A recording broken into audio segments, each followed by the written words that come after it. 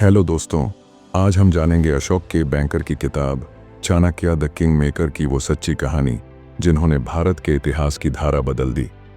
Chanakya the king maker Ashoka के banker द्वारा लिखी गई केवल एक किताब नहीं, एक महाकाव्य है जहां राजनीति है, कूटनीति है, सत्ता का खेल है और एक असाधारण दिमाग की विजयी यात्रा है। ये कोई साधारण कथा नहीं, ये उस महापुरुष की गाथा है जिसने इतिहास को दो हिस्सों में बांट दिया। एक वो भारत जो बिखरा हुआ था और एक वो भारत जिसे एक ब्राह्मण ने एक सूत्र में बांध दिया। न वो राजा था, न उसके पास कोई सेना थी, न सोने का मुकुट, न राजमहल, लेकिन फिर भी पूरे भारतवर्ष को उन्होंने अपने तेज तप और नीति से हिलाकर रख दिया। नाम था चाणक्य। जब सत्ता लालच से अंधी हो चुकी थी, जब सिंहासन सिर्फ रक्त से हासिल होता था, तब एक ब्राह्मण ने केवल अपनी बुद्धि, रणनीति और संकल्प के बल पर एक बालक को सम्राट बनाया। वो था चंद्रगुप्त मौर्य। यह कहानी है उस विचारधारा की जो कहती है, अगर इरादे अटल हों तो अकेला भी सम्राटों की लकीरें मिटा सकता है। ये कहानी है भारत के इतिहास की जो केवल किताबों में नहीं, हमारे खून में बसा है। तो आइए डुबकी लगाइए उस समय में जहां शब्द तलवार से भी ज्यादा धार रखते थे और जानिए उस चाणक्य की कहानी जिन्होंने खुद सिंहासन पर बैठने से इनकार किया लेकिन इतिहास का सबसे बड़ा सम्राट बना दिया। आपने कभी सोचा है कैसे एक ब्राह्मण शिक्षक ने भारत के इतिहास की दिशा बदल दी? कैसे एक मामूली बालक बना अखंड भारत का सम्राट? यह कोई कल्पना नहीं, यह है सत्य कहानी आचार्य चाणक्य और सम्राट चंद्रगुप्त की। एक कहानी जो न केवल राजनीति, रणनीति और साहस की मिसाल है, बल्कि आज के युग में भी हमें नेतृत्व, दूरदर्शिता और आत्मविश्वास सिखाती है। तो चलिए चलते हैं 2300 साल पीछे और जानते हैं एक ऐसे जोड़ी की कहानी जिन्होंने असंभव को संभव कर दिखाया। एक ऐसा बालक जो मिट्टी में खेलता था लेकिन मन में विश्व की राजनीति बुनता था। एक ऐसा ब्राह्मण जिसकी भूख केवल ज्ञान की थी लेकिन उसकी दृष्टि में वो आग थी जो एक सम्राट को जन्म दे सकती थी। ये कहानी है तक्षशिला के उस बाल ब्राह्मण की जिसका नाम था चाणक्य। चाणक्य का जन्म तक्षशिला में हुआ, एक प्राचीन भारतीय शिक्षा नगरी जो उस समय विश्व की सबसे समृद्ध यूनिवर्सिटी मानी जाती थी। उनका असली नाम था विष्णुगुप्त, लेकिन समय के साथ वे कौटिल्य और फिर चाणक्य कहलाए। बचपन से ही उनकी बुद्धि तेज थी, परंतु उनका चेहरा सामान्य नहीं था। वे काले, दुबले और खुरदरे बालों वाले थे। समाज उन्हें असामान्य मानता, लेकिन उनके पिता जानते थे ये बालक असाधारण है। तक्षशिला के गुरुकुल में जब बच्चों को केवल श्लोक रटाए जाते थे, चाणक्य उन श्लोकों के पीछे छिपी नीति को समझते थे। उनका प्रिय विषय था राजनीति, धर्मशास्त्र और समाज व्यवस्था। वे कहते थे, जो राज्य की नींव में नीति नहीं, केवल शक्ति हो, वह स्वयं नष्ट हो जाएगा। किताब में बताया गया है कि चाणक्य ने बाल्यकाल में ही राज्य क्या होता है और सत्ता कैसे चलती है, इस पर चिंतन करना शुरू कर दिया था। तक्षशिला में विदेशी व्यापारियों और सैनिकों का आना जाना बढ़ने लगा था। एक दिन चाणक्य ने देखा कि यूनानी व्यापारी भारत के दुर्बल राजाओं को सोने और विलासिता से खरीद रहे हैं। वहीं से उनके भीतर जलने लगी राष्ट्र की चिंता। एक बालक जिसने पहली बार कहा, भारत एक राष्ट्र नहीं रहा, यह तो सोने के सिक्कों से बिकने वाला बाजार बन गया है। उन्होंने पहली बार मन में ठानी, एक ऐसा भारत बनाना होगा जो संगठित हो, शक्तिशाली हो और स्वाभिमानी हो। एक सभा में जब चाणक्य ने विदेशी नीति पर प्रश्न उठाया तो उन्हें अविवेकपूर्ण बालक कहकर चुप कराया गया। यही नहीं, एक बार किसी अमीर व्यापारी के पुत्र ने उनका मजाक उड़ाया, तू तो ब्राह्मण होकर भी गरीब है, सत्ता का क्या ज्ञान तुझे?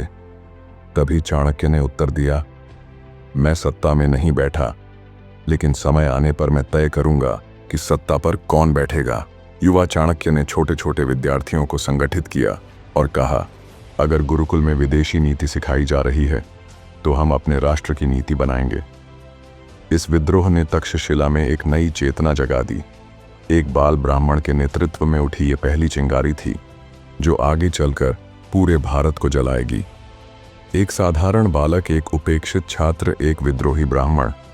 यही चाणक्य था जिसने पहले अपने विचारों पर विश्वास किया, फिर भारत को अपने विश्वास से बदल डाला। लेकिन क्या एक बाल ब्राह्मण केवल विचारों से ही सम्राट बना सकता है?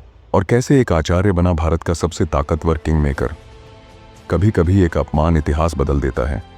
एक क्षण जब आत्मा सुलगती है और संकल्प जन्म लेता है, यही क्षण था जब तक्षशिला का विद्वान ब्राह्मण पाटलिपुत्र के सबसे ताकतवर राजा धनानंद से टकराया। और उसी दिन एक राजा की नींव डगमगाई और एक राजनयिक का जन्म हुआ। तक्षशिला से विद्वत्ता अर्जित करने के बाद चाणक्य पाटलिपुत्र आए, मगध की राजधानी। यह नगर भारत का राजनीतिक और आर्थिक केंद्र था, लेकिन इसके केंद्र में बैठा था राजा धनानंद, जो शानो शौकत और अभिमान में डूबा हुआ था। चाणक्य यहाँ एक सभा में भाग लेने आए थे, जहाँ नीति, धर्म और सत्ता पर चर्चा होनी थी। उन्हें उम्मीद थी कि एक सच्चा राजा ज्ञान का सम्मान करेगा। लेकिन सभा में चाणक्य ने नीति पर अपना मत रखा। उन्होंने कहा, राजा वो नहीं जो सिंहासन पर बैठा हो, राजा वो है जो प्रजा की पीड़ा समझता हो। यह सुनते ही धनानंद क्रोधित हो गया।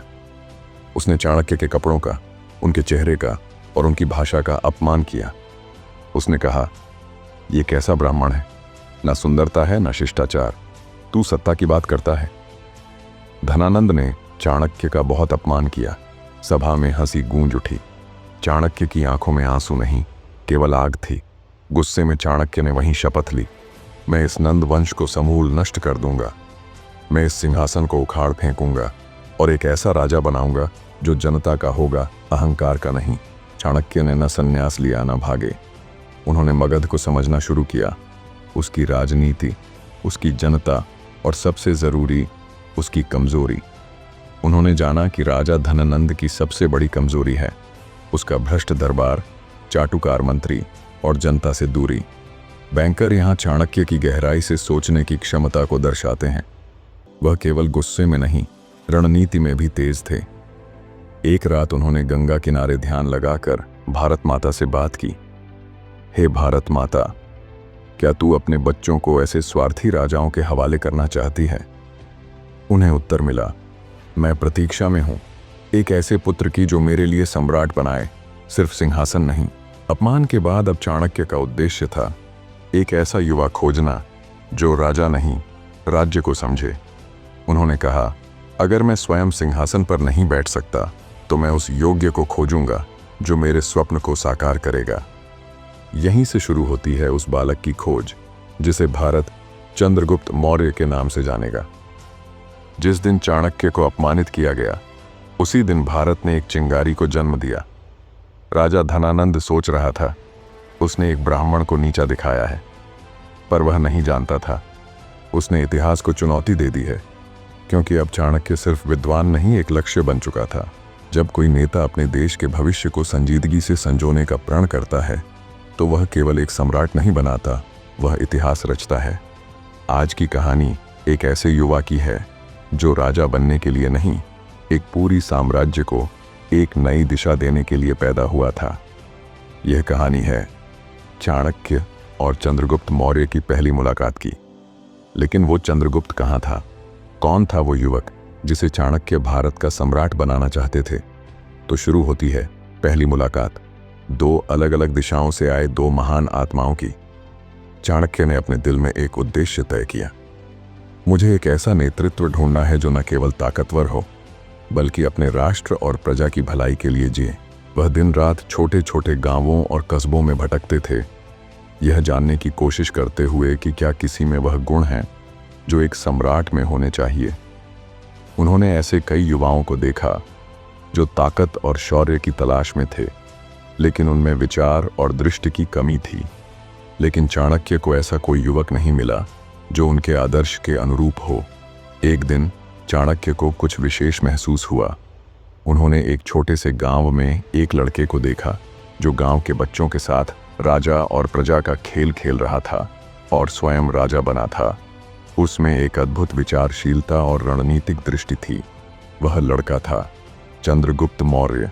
चाणक्य ने तुरंत पहचान लिया कि यही वह लड़का है जिसे वह ढूंढ रहे थे।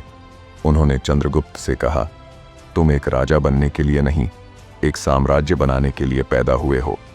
चंद्रगुप्त मौर्य एक छोटे से गांव का लड़का अपनी मां के साथ रहता था, लेकिन उसकी आंखों में एक अद्वितीय चमक थी, जैसे उसकी आत्मा को किसी महान उद्देश्य के लिए तैयार किया गया हो।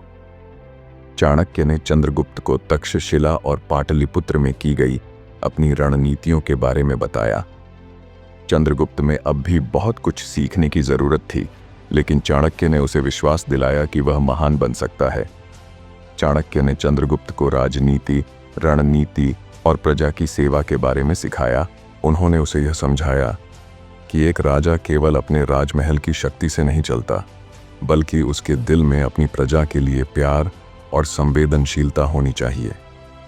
चंद्रगुप्त को शुरू में कठिनाई आई, क्योंकि वह एक छोटे से गांव का लड़का था और उसे राजा बनने के लिए बड़े संघर्षों का सामना करना पड़ा। लेकिन चाणक्य ने उसकी सहायता की और उसे समझाया, राजा वही नहीं जो स्वाभाविक रूप से जन्म ले, राजा वही बनता है जो अपने समय और परिस्थिति के अनुरूप ढल जाए। धीरे धीरे चंद्रगुप्त ने अपने कौशल और बुद्धिमानी से पाटलिपुत्र के दरबार में जगह बनानी शुरू की। चाणक्य के मार्गदर्शन में चंद्रगुप्त ने वह साहस और नेतृत्व प्राप्त किया जो उसे एक महान सम्राट बनने के लिए चाहिए था। चाणक्य ने चंद्रगुप्त को शिक्षा दी कि शक्ति केवल तलवार में नहीं, बल्कि मस्तिष्क में भी होती है। उन्होंने उसे युद्ध की रणनीतियां सिखाईं और इस बात को समझाया कि एक अच्छे सम्राट के लिए सिर्फ शारीरिक शक्ति नहीं, मानसिक ताकत भी जरूरी है। चाणक्य ने अपने सैनिकों और मंत्रियों को भी सिखाया कि कैसे एकजुट रहकर वह एक सम्राट का निर्माण कर सकते हैं। चाणक्य और चंद्रगुप्त के प्रयासों का परिणाम सामने आया। चंद्रगुप्त ने अपनी पहली बड़ी लड़ाई लड़ी और उसे जीतने में सफल रहे। यह लड़ाई केवल एक युद्ध नहीं थी, यह एक प्रतीक था, चंद्रगुप्त के लिए एक नई शुरुआत और चाणक्य के लिए एक सफल नेता के रूप में उनका सपना साकार हो रहा था। चंद्रगुप्त मौर्य ने कभी नहीं सोचा था कि एक दिन वह इतना महान बनेगा, लेकिन चाणक्य के विश्वास और मार्गदर्शन ने उसे उस रास्ते पर चलाया जिस पर चलते हुए वह भारतीय इतिहास का सबसे महान सम्राट बन गया। लेकिन चंद्रगुप्त की यात्रा अभी खत्म नहीं हुई थी। अब सवाल यह है, क्या चंद्रगुप्त अपनी पहली लड़ाई के बाद भी अपने सम्राट बनने के रास्ते में अपने सबसे बड़े दुश्मन से जीत पाएगा? क्या वह धनानंद के भ्रष्ट साम्राज्य को उखाड़ पाएगा? हर साम्राज्य की नींव पर संघर्ष और बलिदान की कहानियां होती हैं, लेकिन कभी कभी एक सम्राट बनने के लिए उस दीवार को तोड़ना पड़ता है जिसे लोग अभेद्य समझते हैं। चाणक्य और चंद्रगुप्त की कहानी भी ऐसी ही है, एक संघर्ष, एक सपना और एक आदर्श के लिए लड़ाई। यह कहानी उस संघर्ष की है जो धनानंद के साम्राज्य को उखाड़ने के लिए थी। पाटलिपुत्र का राजा धनानंद खुद को अभेद्य समझता था। उसका साम्राज्य विशाल था, लेकिन उसकी नीति और प्रशासन में कई खामियां थीं। धनानंद एक अत्याचारी शासक था। वह अपने ही दरबारियों से घिरा हुआ था, जिनका उद्देश्य केवल अपने स्वार्थ को पूरा करना था। चाणक्य और चंद्रगुप्त ने देखा कि धनानंद की ताकत उसकी शाही सेना और धन से नहीं, बल्कि उसकी भयंकर अहंकार और अज्ञानता से थी। चाणक्य ने चंद्रगुप्त से कहा, यह शाही सिंहासन केवल भ्रम है जो नष्ट हो जाएगा। तुम्हारी असली शक्ति तुम्हारे विचारों और योजनाओं में है। चंद्रगुप्त मौर्य ने सोचा कि केवल ताकत से धनानंद को हराना असंभव था, उसे नीतियों और चालों से हराना होगा। चाणक्य ने चंद्रगुप्त को सिखाया, सिर्फ तलवार की धार से नहीं, चतुराई से विजय प्राप्त की जाती है। चंद्रगुप्त ने अपनी सेनाओं को संगठित किया और धीरे धीरे अपने समर्थकों की संख्या बढ़ाने लगे। वह धनानंद के खिलाफ कई छोटी लड़ाइयां जीतने लगे, जो बाद में साम्राज्य के खिलाफ एक बड़ी क्रांति की ओर बढ़ने लगी। चंद्रगुप्त की आंखों में अब वह दृढ़ संकल्प था जिसे चाणक्य ने उसे दिया था।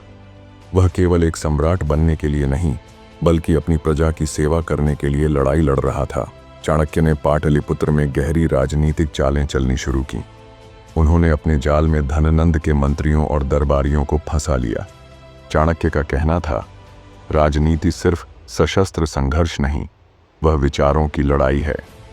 चाणक्य ने सत्ता के पीछे की राजनीति को समझा और एक एक कर धनानंद के समर्थकों को अपने पक्ष में किया। उन्होंने कई मंत्रियों को रिश्वत देकर, कुछ को लालच देकर और कुछ को उनकी गलती दिखाकर अपनी तरफ किया। इसके साथ साथ चंद्रगुप्त ने धनानंद के प्रशासन को अंदर से कमजोर करना शुरू कर दिया। धीरे धीरे उनकी शक्ति कम होने लगी और उनकी सत्ता का आधार हिलने लगा। लेकिन जैसे जैसे चंद्रगुप्त की शक्ति बढ़ी, धनानंद ने भी प्रतिक्रिया दी। वह अपनी सेना को मजबूत करने और चंद्रगुप्त के खिलाफ रणनीतियां बनाने में जुट गया। लेकिन वह चाणक्य की रणनीतियों को समझने में विफल रहा। धनानंद ने सोचा कि चंद्रगुप्त सिर्फ एक साधारण युवक है, लेकिन वह यह नहीं जानता था कि चाणक्य ने उस युवक को एक महान सम्राट बनने के लिए तैयार किया था। चंद्रगुप्त की बढ़ती ताकत से धनानंद डरने लगा था और उसकी खींचतान की स्थिति उभरने लगी। चाणक्य और चंद्रगुप्त ने एक अंतिम कदम उठाया। वे धनानंद के महल के पास पहुंचे और चंद्रगुप्त ने सिंहासन पर बैठने का निश्चय किया। यह एक निर्णायक लड़ाई थी, एक ऐसी लड़ाई जिसमें केवल शक्ति नहीं, रणनीति और धैर्य की भी भूमिका थी। युद्ध के मैदान में दोनों पक्षों का सामना हुआ, लेकिन चाणक्य की योजनाएं और चंद्रगुप्त का सम्राट बनने का दृढ़ संकल्प धनानंद के अहंकार को चूर चूर कर दिया। धनानंद के खिलाफ यह लड़ाई निर्णायक साबित हुई। चंद्रगुप्त मौर्य ने पाटलिपुत्र के सिंहासन पर बैठकर भारत के इतिहास में एक नई सुबह का आगाज किया। चाणक्य का सपना साकार हुआ। उनका राजा केवल अपने सिंहासन के लिए नहीं, बल्कि अपने प्रजा के लिए समर्पित था। चंद्रगुप्त के सम्राट बनने के साथ ही चाणक्य का विश्वास भी सही साबित हुआ कि सही नेतृत्व से देश का कल्याण संभव है। यह केवल एक विजय की कहानी नहीं थी, यह उस आत्मविश्वास और धैर्य की कहानी थी जो चाणक्य और चंद्रगुप्त ने संजोया था। धनानंद के साम्राज्य को उखाड़ने के बाद चंद्रगुप्त मौर्य ने वह आदर्श स्थापित किया जिसे भारतीय इतिहास ने हमेशा याद रखा।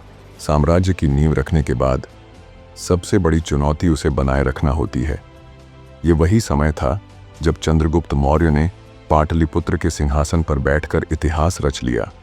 लेकिन एक महान सम्राट बनने के बाद उसे न केवल अपने साम्राज्य को सुरक्षा देनी थी, बल्कि उसे इस नई शक्ति के साथ सटीकता और संतुलन भी बनाए रखना था।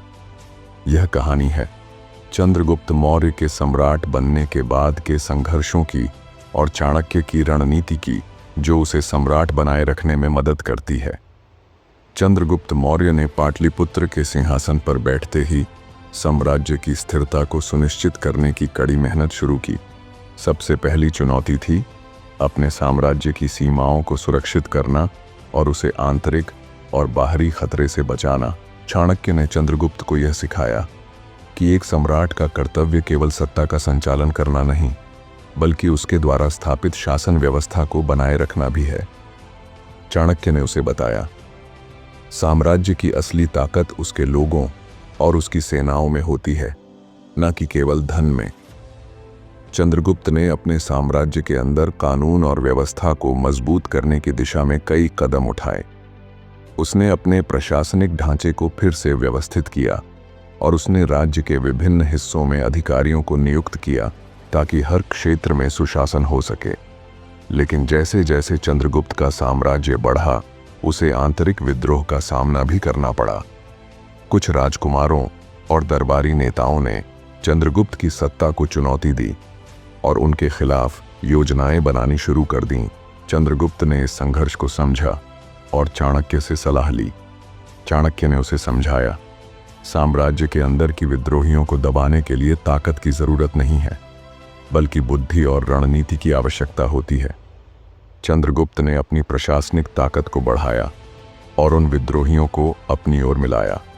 इस प्रक्रिया में उसने न केवल उन्हें काबू किया, बल्कि अपने शासन को और भी मजबूत किया।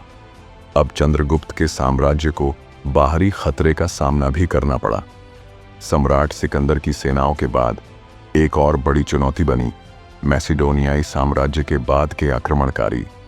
चंद्रगुप्त को अपने साम्राज्य की सीमाओं को सुरक्षित करने के लिए कड़ी लड़ाई लड़ी थी। चाणक्य ने चंद्रगुप्त को बताया, हर युद्ध केवल शक्ति के बारे में नहीं होता, वह विचारों और रणनीतियों के बारे में भी होता है। तुम्हें अपनी सेनाओं की शक्ति का सही उपयोग करना होगा। चंद्रगुप्त ने युद्ध के मैदान में केवल शक्ति नहीं बल्कि अपनी रणनीतिक चतुराई का भी परिचय दिया। उसने अपनी सेना को एक नया दृष्टिकोण दिया और इसे पूरी तरह से संगठित किया। चंद्रगुप्त ने सेनाओं को अपनी योजना के तहत समर्पित किया और युद्ध में एक निर्णायक जीत हासिल की। चाणक्य की रणनीतियां और चंद्रगुप्त का नेतृत्व एक दूसरे के पूरक थे।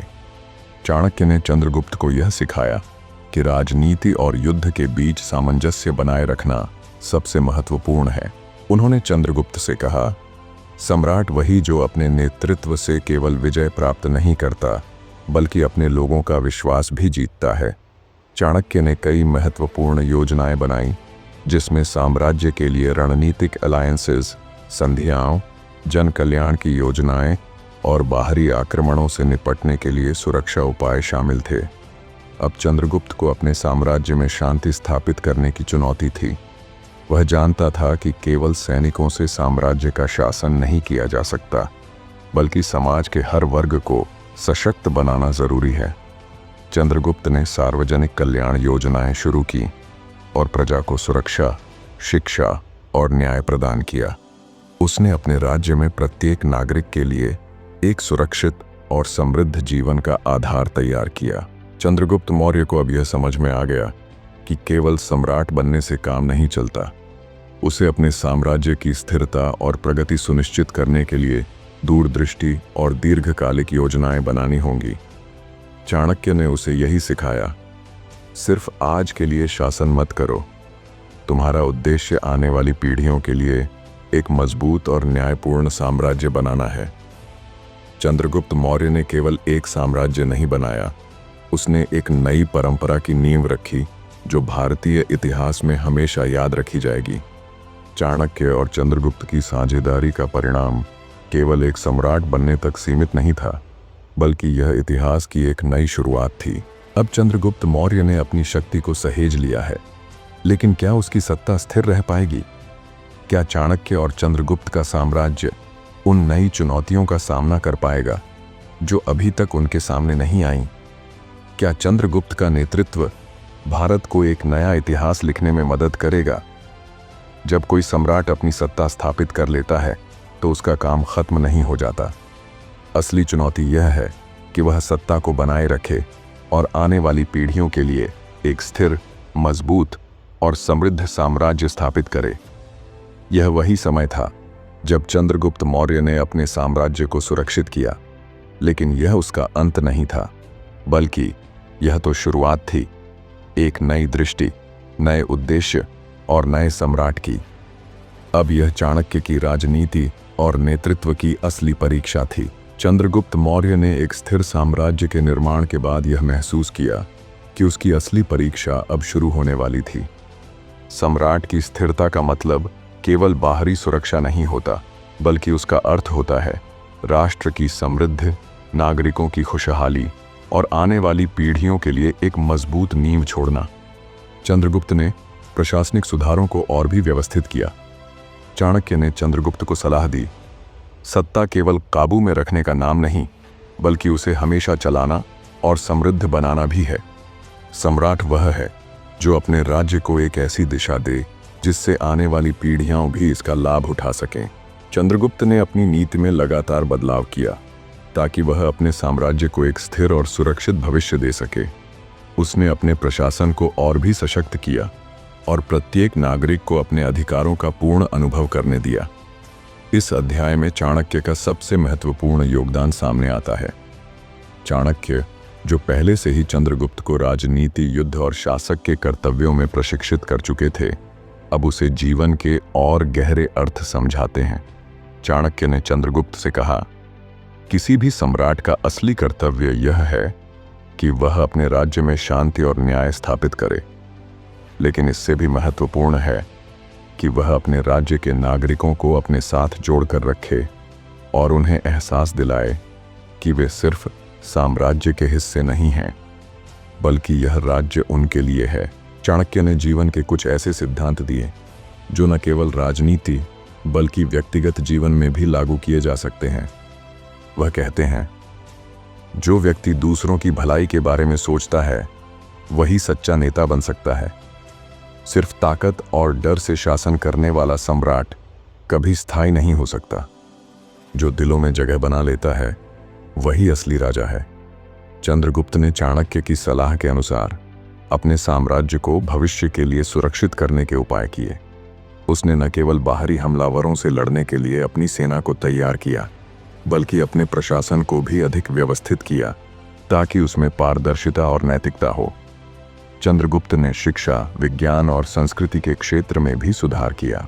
उसने यह समझा कि राज्य का सच्चा विकास सिर्फ सैन्य विजय में नहीं, बल्कि समाज के प्रत्येक हिस्से को प्रगति में शामिल करने में है।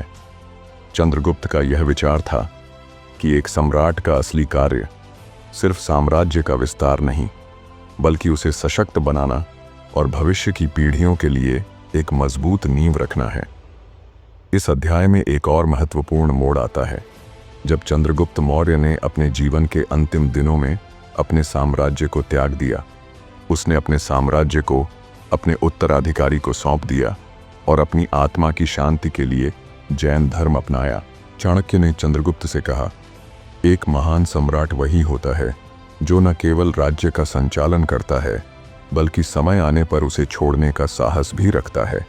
आपने अपनी जिम्मेदारियों को पूरी तरह से निभाया है, अब समय है आत्मा की शांति पाने का। यह चंद्रगुप्त का अंतिम लेकिन सबसे बड़ा निर्णय था। वह जानता था कि अब उसकी यात्रा समाप्त हो रही है, लेकिन उसने अपने साम्राज्य को शांति, सुरक्षा और समृद्धि की ओर भेजा था। चंद्रगुप्त मौर्य और चाणक्य का रिश्ता एक महान गुरु और शिष्य के संबंध से कहीं बढ़कर था। यह रिश्ता एक नायक और उसके मार्गदर्शक के बीच का था, जिन्होंने इतिहास को नई दिशा दी। चंद्रगुप्त का शासन केवल सत्ता का खेल नहीं था, बल्कि यह एक ऐसा मार्ग था जिस पर चलकर वह न केवल सम्राट बने, बल्कि एक आदर्श नेतृत्व के प्रतीक बने। इस किताब से हमें यह सीखने को मिलता है कि जीवन में सिर्फ शक्ति और धन से सफलता नहीं मिलती। वह असली सफलता तब मिलती है जब हम अपने कर्तव्यों को ईमानदारी से निभाते हैं, समाज की भलाई में अपना योगदान देते हैं और अपनी स्थिरता को सुनिश्चित करते हैं। चाणक्य और चंद्रगुप्त की शिक्षा यह बताती है कि राजनीति, नेतृत्व और जीवन की रणनीतियाँ केवल किताबों में नहीं, बल्कि हमारे दैनिक जीवन में भी लागू हो सकती हैं। अगर हम इन सिद्धांतों को अपनी जिंदगी में उतारें, तो हम न केवल व्यक्तिगत रूप से सफलता पा सकते हैं, बल्कि समाज में भी एक मजबूत और सकारात्मक बदलाव ला सकते हैं। चाणक्य द किंग मेकर सिर्फ एक ऐतिहासिक उपन्यास नहीं, बल्कि हमारा गौरवशाली इतिहास है जो जीवन, राजनीति और कूटनीति की पाठशाला है और हमें बताता है कि जीवन में स्थिरता, सही निर्णय और दूरदृष्टि कितने महत्वपूर्ण होते हैं। यह सिद्धांत हमारे व्यक्तिगत जीवन में लागू करने के लिए बेहतरीन रास्ते दिखाते हैं। अगर ये कहानी आपको प्रेरणा देती है तो इस वीडियो को लाइक, शेयर और सब्सक्राइब जरूर करें। धन्यवाद।